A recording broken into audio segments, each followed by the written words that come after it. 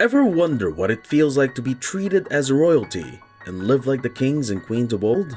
Welcome to Bare Luxury, where we inspire you on your journey toward the top. For today's video, we'll be looking into one of the world's most iconic buildings, the $5 billion palace, London's very own Buckingham Palace. This luxurious mega building, oozing elegance and prestige, has been the home of royal lineages since the start of the 18th century. Before the Duke of Buckingham owned what he called the Buckingham House, the building was owned by King James I back in the early 1700s. After more than 6 decades, the Duke of Buckingham sold the property to George III, who bought what was then considered a house of grandeur for his beloved Queen Charlotte, as a place for them to raise their family. They specifically chose this property in order for them to separate their personal affairs from their political responsibilities and matters of the court, which were mostly held at St. James's Palace. A few years later, Queen Victoria, the reigning monarch, decried that the palace was too small to house the royals and host guests. It was simply unfitting for her eyes, and this woe of hers caused some major renovations to the already massive palace. It was during this time that the iconic balcony was added too. During King Charles III's reign, the palace had a more upscale, modern appearance and a billion-dollar aura. This caused the palace to be visited by a ton of visitors each year since then. In order for you to see how the palace seems to be a giant magnet that attracts tourists, let us look at the different parts and structures around the palace that you simply can't find anywhere else in the world. The most populated area of the palace is its entrance, which is typically frequented by locals and travelers who are curious about the place.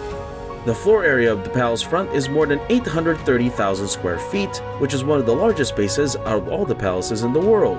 At this entrance, you'd also find the enchanting Queen Victoria Memorial, created by Sir Thomas Brock, a towering structure of elegance that's topped with a golden piece that just grabs the gaze of everyone around it. The first notable feature of this memorial is the 25-meter-high monument of Queen Victoria, which weighs 2,300 tons and is made of pentelic marble, one of the most expensive marbles on the market. This monument also includes other statues that contrast with it and stand in for constancy, charity, courage, motherhood, and truth. Surrounding the memorial are the Dominion Gates, each representing a place with historic ties to the monarchy, and all of that is just the palace's exterior. How would you like your legacy to be immortalized for the future generations to learn from? Would you erect a statue of your own, or would you rather enact global change enough to get your name included in every history book ever written in the future? Whatever it is, leave a comment down below and let us know how you plan to reach such status and influence as the royalties yield. The interior of Buckingham Palace is a world of its own. Just a glimpse of it would bring about a surge of history and feeling of prestige, a place that undeniably housed generations of royals. There are 775 rooms in Buckingham Palace, with 52 primary rooms, 19 staterooms, 188 employee bedrooms, 92 office spaces, and 78 bathrooms make up the entire space. As you first enter this majestic building, you'd instantly be greeted by the grandeur of the palace's grand staircase, one of its most iconic structures inside. This red-carpeted, vintage yet contemporary staircase with gilded bronze balusters is really a sight to behold. King Edward VII added a golden-white color scheme to the area above the steps, and the dome right above it allows natural lighting in, offering the space a radiant appearance. The dome itself is made out of paneled glass, adorned with engraved angelic features. But what sets this staircase apart from any other like it is the pieces of history hanging around it, in forms of previous royals' portraits of old. Now, what's a palace without a throne room? A throne room is where the monarch and other members of the royal family meet and celebrate important occasions. No other room in the palace exudes the same level of importance, elegance, and excellent taste. This room has hosted prominent figures from all walks of life for the past 200 years. The room itself is a work of art. The 2 estate chairs, which are positioned side by side, serve as the room's focal point. During the 1953 crowning of Elizabeth II, these chairs were utilized. The Queen sat in this chair with the elaborate embroidery until the conclusion of her coronation. And with everything else that can be found inside the throne room, it should be a place you need to see for yourself when you can visit the palace in the near future. And as if the elegance of the throne room is not enough, the palace sports another room that almost exudes elegance of the same level, the palace's White Room. There are some breathtaking, visually stunning artifacts in this stateroom. As an example, consider the grand piano. Queen Victoria nonetheless commissioned the artist Erard to incorporate scenes among other instrument decorations, even when the piano was primarily intended to serve as an exhibition for the palace's staterooms.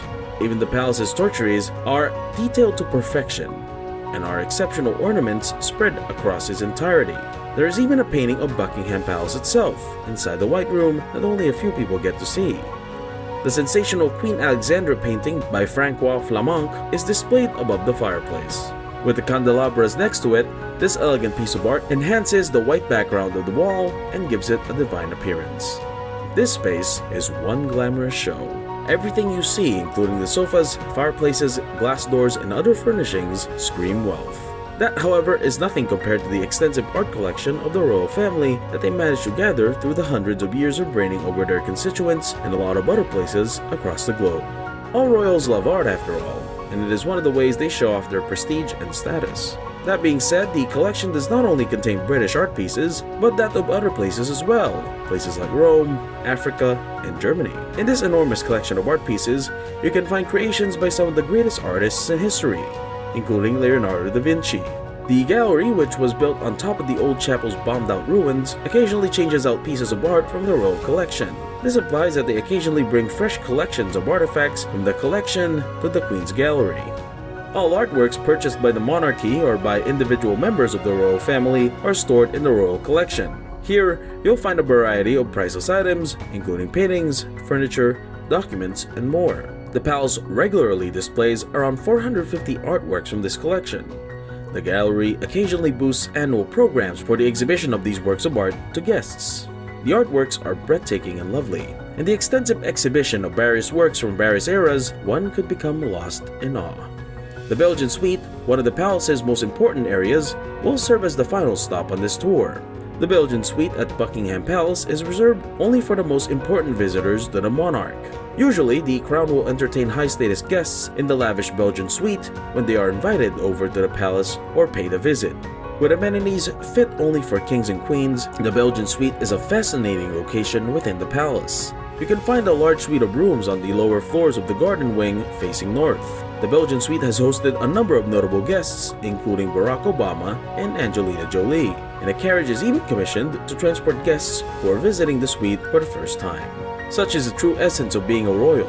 You're able to make your guests feel as though they are royalty themselves, with the level of extravagance you shower them with. Being a royal does not mean making yourself the center of the world, but being able to project your aura into the world. That's how the world centers its gaze back onto you. Remember to give once you're at the top, because giving back is the final step you take to reach heights beyond what wealth could offer. If you were inspired by the grandeur of today's video, leave a like below and follow our page Bear Luxury for more videos. And don't forget to hit the subscribe button so you won't miss out on any of our awe-inspiring videos.